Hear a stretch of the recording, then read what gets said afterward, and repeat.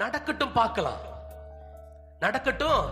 நான் பாவம் செய்யறேன்ல, எனக்கு தண்டனை ஒண்ணு வரல இல்ல, நான் ஆண்டவருக்கு கீழ்ப்படியாம தான் இருக்கிறேன், எனக்கு எல்லாமே நல்லா இருக்குதுல்ல, நான் ஏசப்பாவுக்கு பிடிக்காத காரியத்தை தான் செய்யறேன், இன்னும் என்னை ஜீவனோடு கூட வச்சிருக்கிறாருல்ல, அது நடக்கட்டும் பாக்குறோம் அப்படின்னு சொல்லிட்டு இருக்கிறவர்களுக்கு ஐயோ, தாங்க மாட்டோம். ஆண்டவர் நியாய தீர்ப்பை கொடுத்துட்டாருன்னா அது நடந்துச்சுன்னா நம்ம தாங்க மாட்டோம்.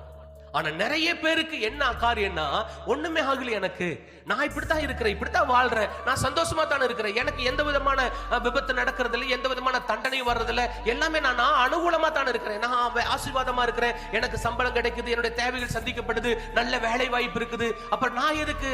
ஆனா இவங்க என்னமோ எப்ப பார்த்தாலும் ஜெபங்கிறாங்க, எப்ப பார்த்தாலும் வேத வாசிப்புங்கிறாங்க, பரிசுத்தங்கிறாங்க, சாட்சிங்கிறாங்க. அப்படி இருக்கிறவங்களுக்கு நான் பாவம் செஞ்சுட்டு இருக்கேன், எனக்கு நல்லா தானே இருக்குது, எனக்கு ஒண்ணும் அப்படியெல்லாம் நடக்கலையே நினைக்கிறோம். நடக்கட்டும் பார்க்கலாம் அப்படிங்கிறவங்களுக்கு பைபிள் சொல்லுது ஐயோ. பாவங்களை நியாயப்படுத்துகிறவர்களுக்கு ஐயோ.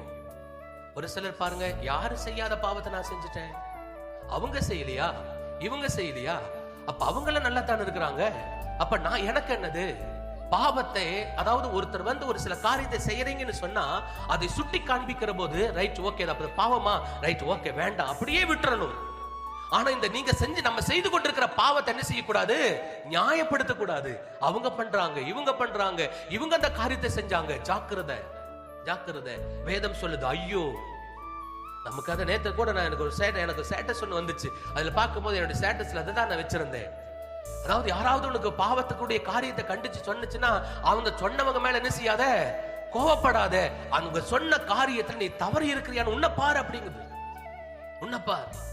அப்ப ஏதாவது ஒரு காரியத்தை சொல்லுகிற போது இந்த பாவம் சரியில்லை, இந்த பாவம் நியாயமானதா, அவங்க எல்லாம் செய்யறாங்க, இவங்க எல்லாம் செய்யறாங்க, யாரும் செய்யாத நான் செஞ்சுட்டு இருக்கிறேன், அவங்க எல்லாம் இப்படிப்பட்ட காரியத்தை செஞ்சுட்டு தானே இருக்கிறாங்கன்னு சொல்லி பாவத்தை சொல்லி எச்சரிக்கிற போது அதை நியாயப்படுத்தினோம்னா வேதம் சொல்லுது நமக்கு ஐயோ.